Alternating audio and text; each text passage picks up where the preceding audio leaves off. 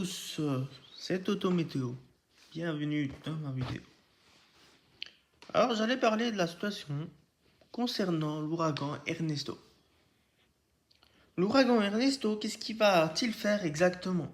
D'après mes analyses et les modélisations, comme on peut le voir. Alors les modélisations voient Ernesto remonter des Bermudes. Des Bermudes et puis arriver à Terre-Neuve. C'est qu'à partir de Terre-Neuve que Ernesto commence à avoir des incertitudes.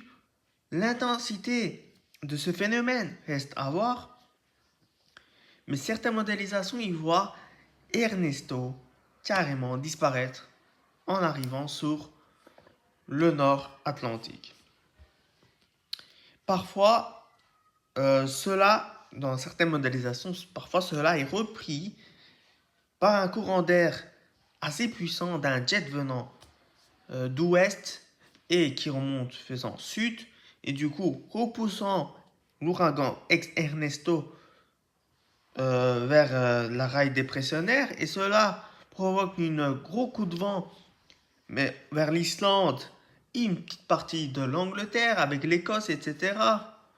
Et du coup maintenant, on ne peut pas savoir où il va aller exactement l'ouragan Ernesto. L'ex-Ernesto, ça va être un ex-Ernesto vu son affaiblissement qui va arriver. Mais après, on ne peut pas savoir l'intensité exacte de cela, bien évidemment. Maintenant, sa trajectoire reste aussi l'incertitude énorme à cette heure échéance-là. Maintenant, Ernesto, il y a plusieurs types de scénarios qui se promènent. Hein. Je vous dis bien évidemment qu'ils se promènent. À l'heure actuelle, il y en a 2 ou 3 scénarios. Hein. Je vous dis la première, qu'est-ce qui va se passer. La première scénario, c'est que l'ouragan Ernesto remonte des Bermudes et arrive sur Terre-Neuve. Dès qu'il arrive sur Terre-Neuve, le rail dépressionnaire, le jet stream puissant, reprend Ernesto. Et il le propulse en Europe, en Atlantique, en océan Atlantique. Et cela a-t-il des menaces pour l'Europe de l'Ouest ou pas? C'est la question que tout le monde se pose.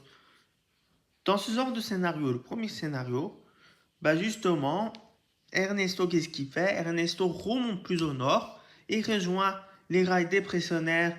Et du coup, ça devient une simple tempête classique de l'autre latitude, de notre latitude. Et cela provoque des coups de vent. Et avec des fortes pluies par moment. Mais l'Écosse serait concernée à cette situation numéro 1. Donc avec des fortes pluies, des coups de vent de l'ex-ouragan Ernesto. Et maintenant, c'est la deuxième scénario. La deuxième scénario, c'est que Ernesto remonte des Bermudes. Terre-Neuve, il atteint Terre-Neuve, il est repris par le rail dépressionnaire et repousse et propulsé en océan Atlantique. Qu'est-ce qu'il fait Ernesto? Ernesto arrive, descend, mais affaibli, mais cela positionne, il va vers le Portugal. Cela prend la direction du large du Portugal. Qu'est-ce qu'il fait en arrivant au large du Portugal? Cela tourne autour du rond et propulse de l'air plus chaud en arrivant de l'Afrique du Nord. Du coup, cela retourne et cela est repris par un jet stream du sud, orienté sud, et apporte toute cette chaleur, voire une potentielle vague de chaleur. Mais à l'heure actuelle, ce n'est pas encore de l'actualité, mais il faudra surveiller quand même, éventuellement, la station de très près, évidemment, les amis. Troisième scénario, c'est qu'Ernesto, elle remonte des Bermudes, elle atteint Terre-Neuve, elle est propulsée vers l'océan Atlantique, et du coup, elle vient vers chez nous, mais en s'affaiblissant et donnant un potentiel dégradation orage ou un coup de vent avec un air chaud, un petit coup de chaud rapide qui monte et un jet orienté sud, et cela finit par mourir sur place en arrivant vers chez nous, mais donnant un petit coup de vent possible dans ce genre de scénario. Donc voilà, l'intensité, le timing, la trajectoire exacte après la sortie de Terre-Neuve reste à voir et reste à suivre. La situation est compliquée à prévoir, les amis.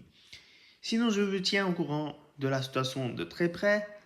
Merci de l'écoute, les amis. C'était Toto Météo. Passez une excellente journée. et bon après-midi à tous. Ciao ciao.